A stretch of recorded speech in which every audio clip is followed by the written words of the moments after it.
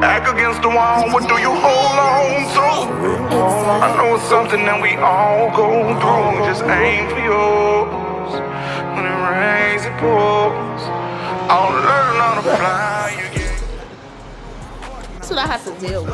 Y'all see that? Yeah, this fine fella, that's what she had to do. Right like a diamond.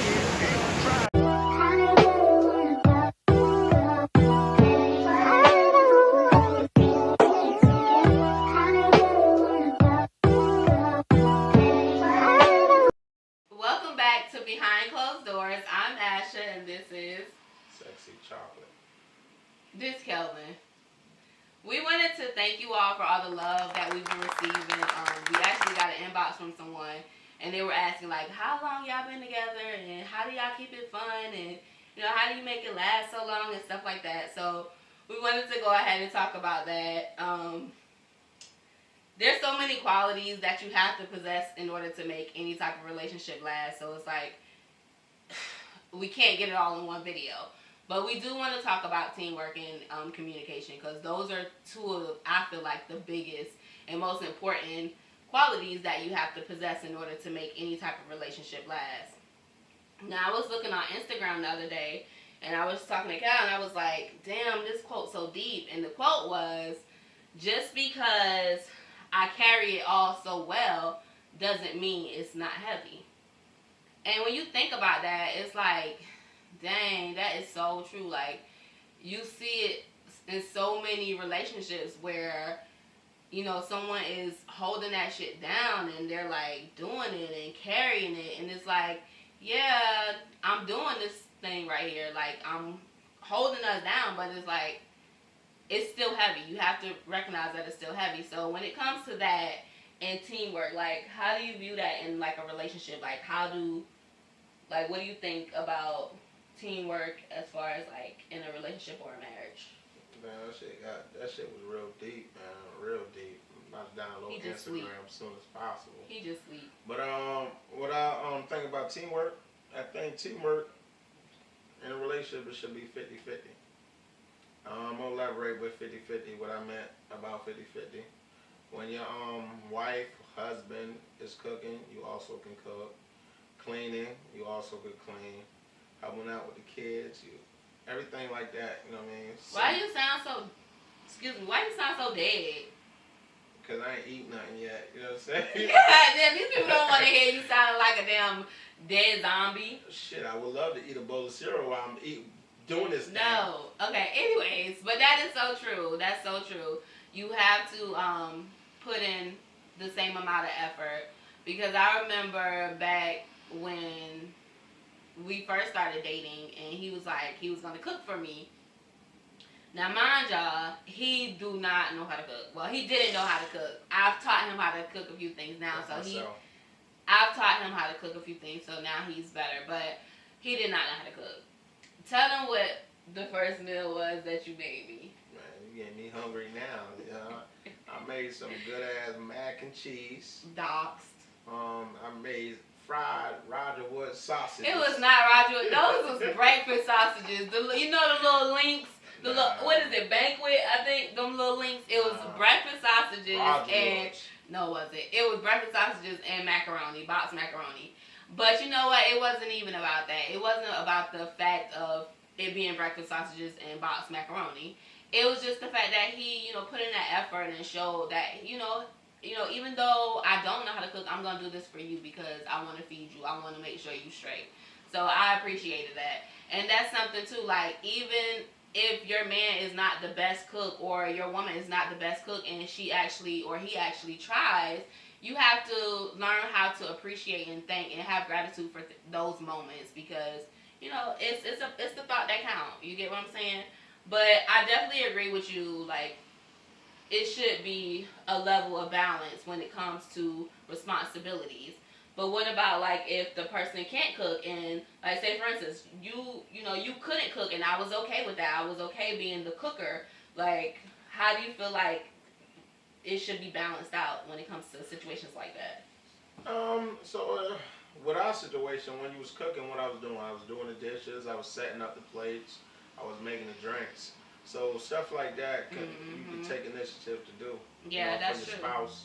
Yeah. So little stuff like that will make a person happy, or just stand around in the kitchen while you cooking, have conversation. You know what I mean? Shit like that. You know what I mean? Cut the onions or the bell pepper or something like that. That's true. So fry some meat. You can do something to contribute yes, to the task. That's true. So that's where the 50-50 comes in, because yeah, like you said, you know, a lot of times someone may not be able to cook, but you can take some of that load off by doing all the little stuff, or not even little stuff, just like the other stuff that can cut down on some of the burden on them. So that will definitely help lighten the load. But what about, like, when we say lighten the load, let's talk about that a little bit, because like I said, like the quote said, you know, don't just because I'm doing it well doesn't mean that it's not heavy. So that person who feels like it's heavy, like, how do you feel about that part of the quote? See, that quote deep. Like I said, communication is the key in a relationship. You gotta communicate to know your partner. So communication, because some people do hold it well. So we don't know if you're going through something. So that's why I said communication. You speak to your spouse. That's true. Right? Have a conversation. Don't be afraid. That's true. You have to know how to communicate. And also, too, when you're talking about communication, you have to know how to communicate, when to communicate, and, you know, like, the place. There's a time and place for everything. When is the right time to communicate? You say when. As far as what? If y'all had a decision, when is the best time to communicate? A decision. So if you have to make a decision, I feel like that you definitely have to be able to communicate. Oh, what? I'm just saying the best time. Should a person wait? Like if someone can't really explain it as soon as possible because they got so much. You mean a disagreement? I told you I'm fucking hungry. Yeah, disagreement, man. Yeah, disagreement. Wait, up, man. Wait, I okay. want to eat. God damn it. What did I say anyway? You said decision. Oh, shit. Okay, so yeah, if somebody. I'm hungry, man. Wait. Hey, okay.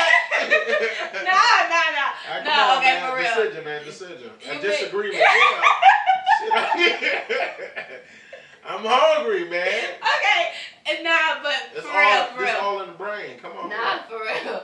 If you are having a disagreement or like something pops up, I feel like you have to allow that person.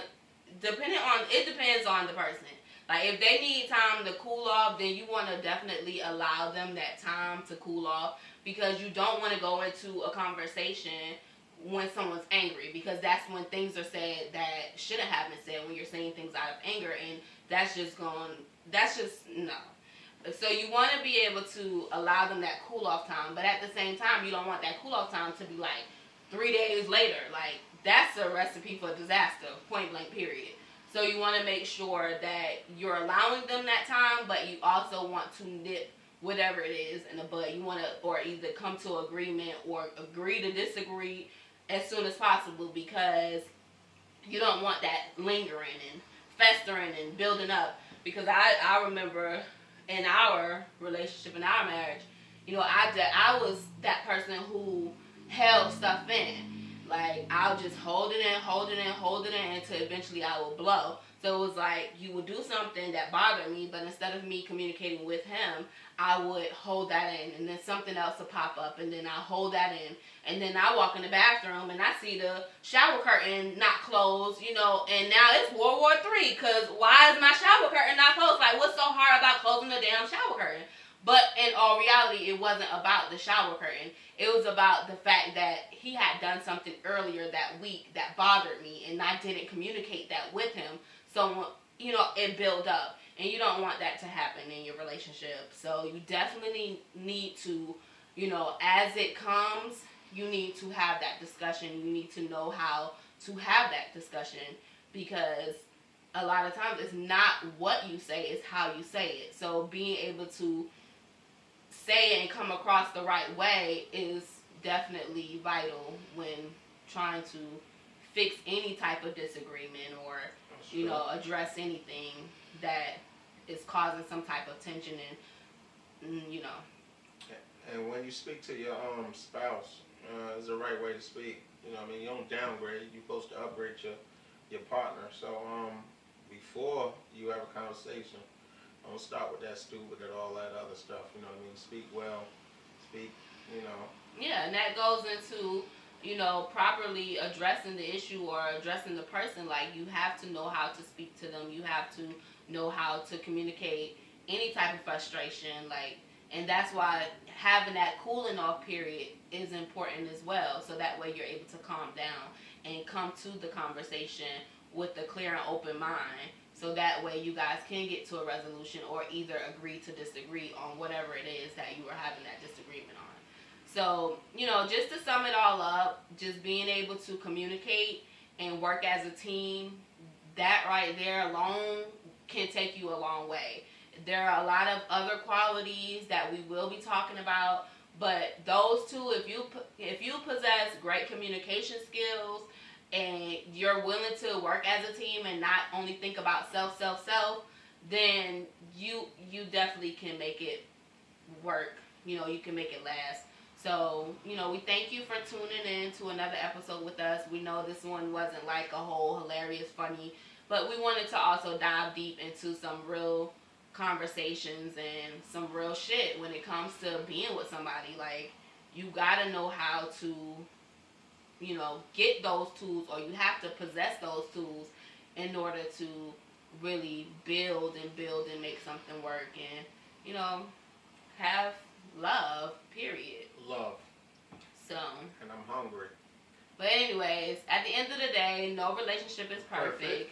But you have to know that the grass is greener when you water it. So make sure you're putting in that work. What you got that one from? What? You got that from Instagram too? No, I just, you know, you always hear the people say the grass is greener on the other side, and then you all hear somebody else say, no, the grass is greener when you water it. You never heard that? No, I never heard of that. Oh, yeah. Well, the grass is greener when you water it. So just water your grass and watch it grow. Thank you again for tuning in to Behind Closed Doors. Stay tuned for our next episode. Ah, now it's time to eat. He's stupid.